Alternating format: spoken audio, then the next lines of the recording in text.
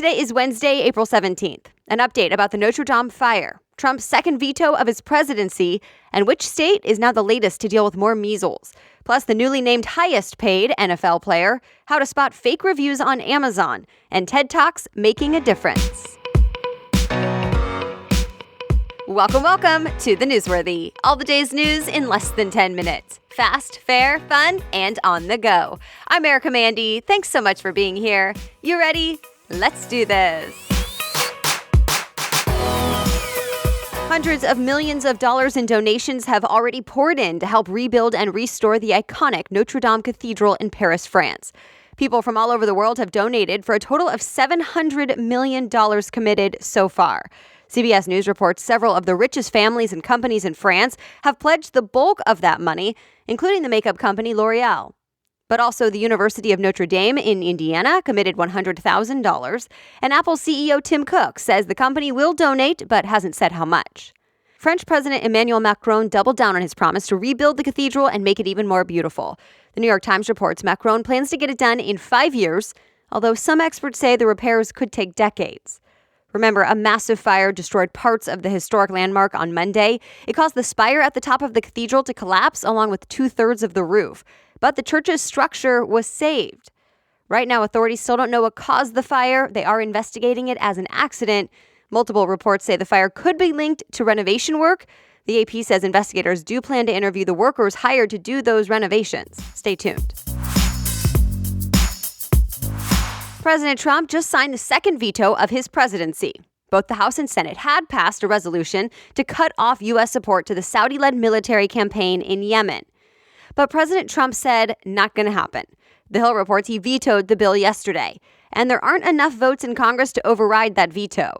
The president called the measure unnecessary, and he said it would affect U.S. foreign policy, giving Iran a leg up on a U.S. ally, Saudi Arabia. But the Washington Post says Saudi Arabia has not allowed humanitarian aid into Yemen, and thousands of civilians have died.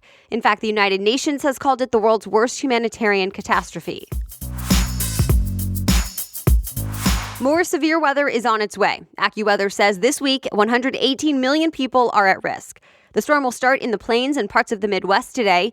The Weather Channel says the main threat there is large hail, but the area could see tornadoes and damaging winds. Tomorrow, it will head south, and by Friday, the storm will reach the east. Both areas can expect damaging winds, hail, tornadoes, and flooding rain. And some of the areas in the south at risk again were already hit last weekend, with dozens of tornadoes that killed at least 9 people.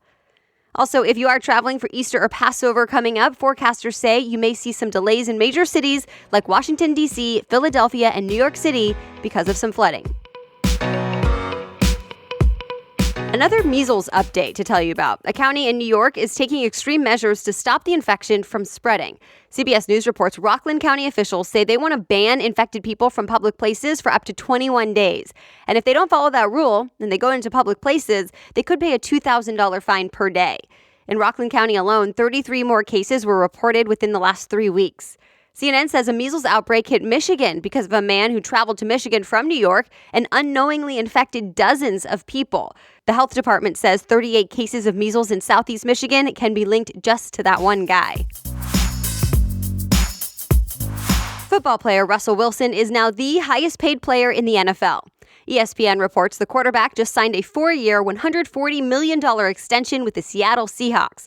He'll make around $35 million per season, which tops Green Bay Packers quarterback Aaron Rodgers. The deal also includes a $65 million signing bonus and a no-trade clause, which means Wilson will likely play for the Seahawks until at least 2023.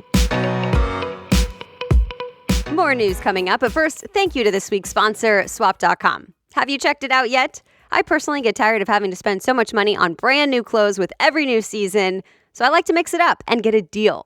With Swap.com, you can save up to 90% off retail prices from your favorite brands like Lululemon, Carter's, Nike, J.Crew, and Gap. It's a quality thrift store at your fingertips. There are filters to help you sort through the many different options. They have stuff for women's, men's, juniors, kids, baby, and maternity. And if something doesn't fit, they have hassle-free returns within 30 days. Keep this in mind. In the U.S., the average person throws away 70 pounds of textiles each year. So Swap.com is helping give like new clothing a new home. Go to swap.com/newsworthy to check it out. And the Newsworthy listeners get a special offer. Sign up to get free shipping on your first purchase. Be sure to enter your email to get that offer. Just go to swap.com/newsworthy. That's SWAP, swap.com/newsworthy. Now back to the news. A new investigation found Amazon is flooded with thousands of fake reviews. CNBC reports a UK consumer advocacy group called Which analyzed a bunch of tech products on the site and found unverified, potentially fake reviews, and that they're helping some products stand out. Which used a headphones listing as an example. They were not a well-known brand, but had more than 400 five-star reviews. The consumer group found they were all unverified, meaning there's no proof the person reviewing the item actually bought it. And all those reviews were posted on the same day. Amazon says it's investing a bunch of resources to protect the reviews system, including automated technology to weed out any fake reviews. In the meantime, here's how you can spot the shady ones on your own. The BBC suggests checking the dates of the reviews. If a lot of them were posted during the same time period, they may be computer generated or fake. Actually, read the reviews as well, not just the 5-star ratings.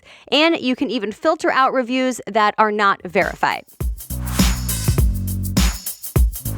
There are more and more subscription clothing boxes for kids. Walmart is the latest to announce one. TechCrunch says the company is partnering with KidBox to offer personalized seasonal boxes for children. Think Stitch Fix for kids.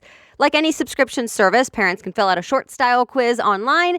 Then a box will be sent every season with 4 or 5 items in it. The boxes will cost about $50. And earlier this month, Rent the Runway announced it's offering Rent the Runway Kids, at least for girls. Most of the styles are for special occasions right now, but the company says it does plan to offer everyday clothing soon. You've probably heard of TED Talks.